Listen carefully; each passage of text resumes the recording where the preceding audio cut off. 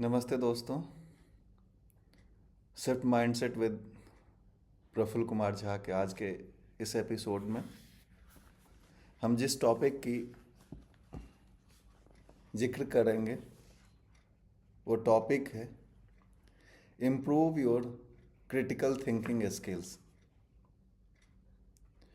तो Harvard professor Helen Lee Bouygues अपने किताब three simple habits to improve your critical thinking में लिखती हैं कि what helps you make a good decisions is critical thinking.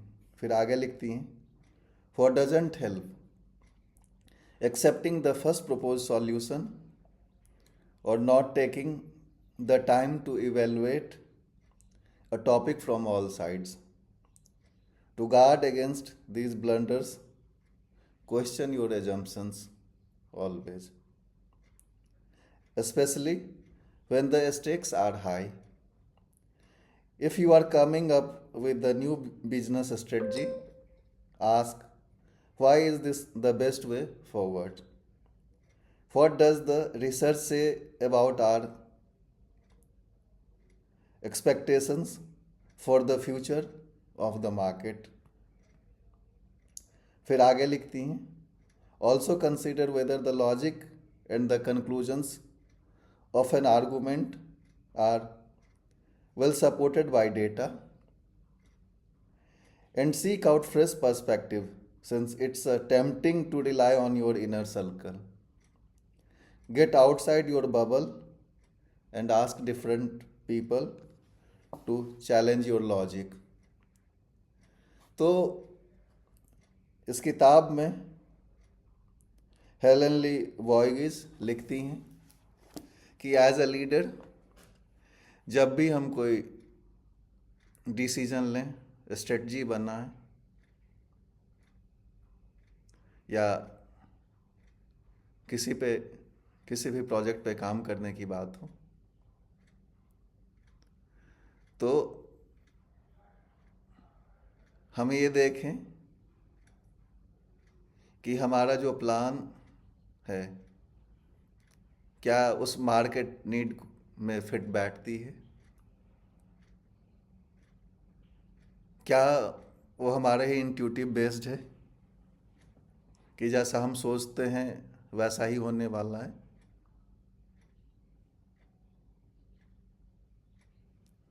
या फिर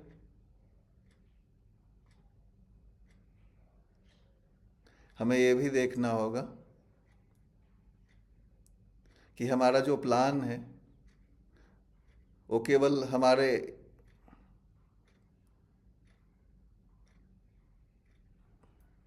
इंडिविजुअलिस्टिक अप्रोच के ऊपर बेस्ड प्लान ना हो और फ्यूचर में जो चेंजेस चैलेंजेस आने वाले हैं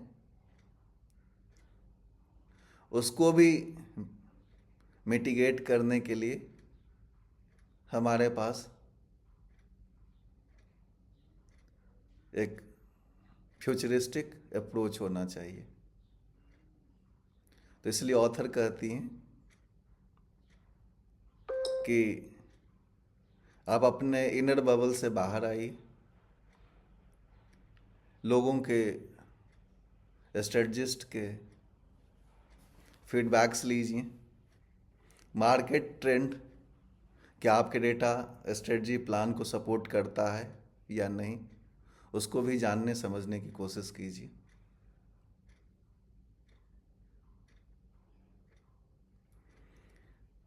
अपने इंडस्ट्रीज में जो बड़े बड़े थॉट लीडर्स हैं उनका पर्सपेक्टिव लीजिए, तभी उस डिसीजन की डील को फाइनल कीजिए. अन्यथा वो ऐसा ना हो कि आपका वो सेल्फ प्लान स्ट्रेटजी बन के रह जाए और हम मार्केट रिस्क